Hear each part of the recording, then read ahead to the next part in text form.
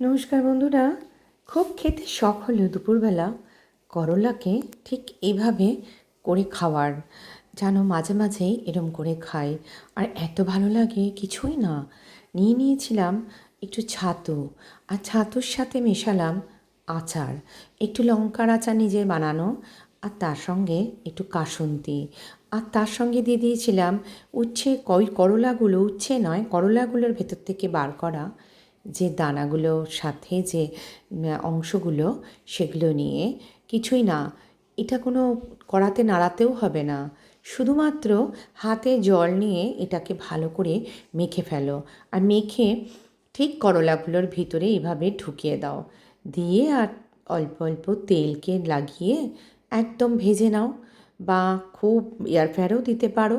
কী যে ভালো খেতে হয়, পুরো মুখ ছেড়ে যাওয়ার মতো একটা রেসিপি। আর করতে বেশিক্ষণ সময়ও লাগে না, 15 থেকে 20 মিনিটের মধ্যে রেডি তোমার এই করলার এইগুলো। গরম ভাতের সাথে খেয়ে সত্যি না, মুখ একেবারে মুখটা ছেড়ে গেল।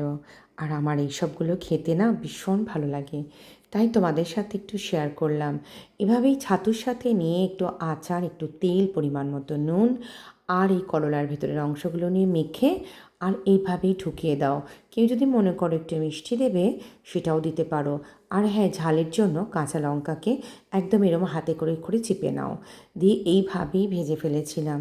উফ, খেতে যা হয়েছিল না, কি বলবো বন্ধুরা। তোমরা কিন্তু অবশ্যই এরকম করে বানিয়ে খেও।